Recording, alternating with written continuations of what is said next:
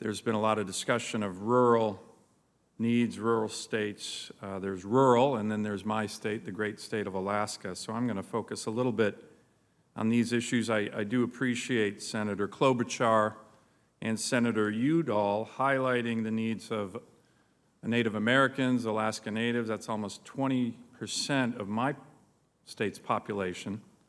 And I do want to emphasize Alaska Natives, whether members of tribes, Alaska Native corporations, or both, are just as in need of support from the federal government as Native Americans in places like New Mexico and other states.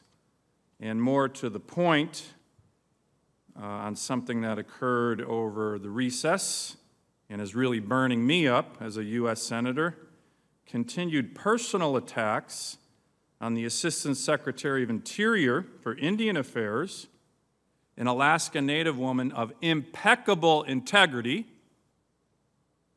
who's doing an amazing job, by senior Democratic senators, are shameful, unacceptable, and need to stop. And I hope all of my colleagues listen to that and take heed. But I'm digressing here on an issue of importance. Let me ask the panelists, what else can Congress do for extreme rural states like mine? Let me just jump right in there, Senator. I had the great opportunity to visit our member Alaska Communications Systems, and one of the first trips I made as CEO at U.S. Telecom, and I was able to understand the extraordinary complexity and challenge of delivering broadband to the broad communities geographically that Alaska proudly has. We believe and we would support providing additional funding to healthcare through the Rural Healthcare Program, the FCC. We would recognize that the need for those funds has outpaced the actual amounts of those funds. At the same time, I think we have to be very careful about not putting into place and implementing major reforms as we're struggling through getting our sea legs during this current pandemic. Very good point. We need to be cadenced, but we also need to recognize that rural healthcare provision through that program, unique to Alaska, is very important. And as you know now, a lot of people are talking about rural healthcare. My state was actually the lead innovator of that, just for the needs of the populations in Alaska. We have over 200 communities that are not actually connected by roads. So this is imperative. I think the FCC chairman, unfortunately, has failed to recognize how important this is. So we're going to keep pressing that issue, but I appreciate your thoughts and ideas on that.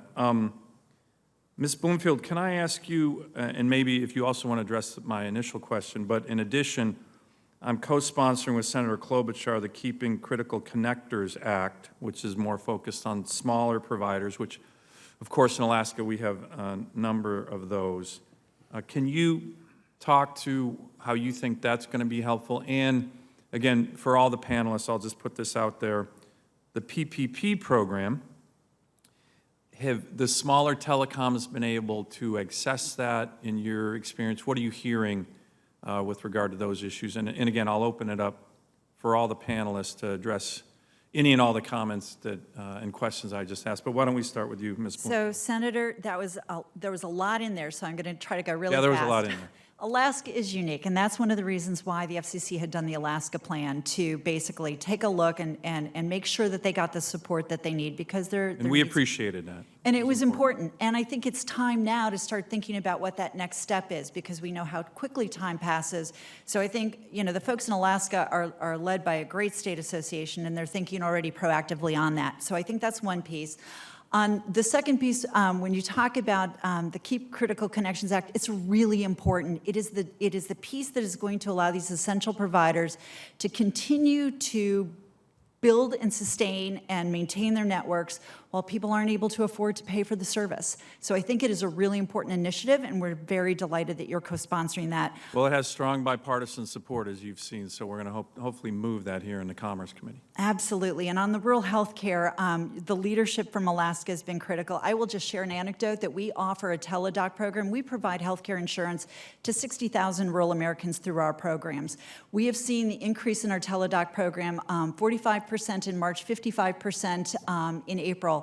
The need is there. We just need to get some of those other pieces together, but you need the underlying broadband to make that connectivity work, and then we can work on licensing and all of the other bureaucracies that go along with that. Great, thank you. Senator, Yep. thank you, Senator. We have, I think, 5 members, including GCI as members Yes. of our association. Thank you for all your help, all your constant support and work on how do you serve an area as vast as your state. It's unbelievable. Been a frustration with the FCC chairman, I'll just say. We share that occasionally also. I know you do. So, but thank you. And you mentioned the KCC, the Keep Americans Connected.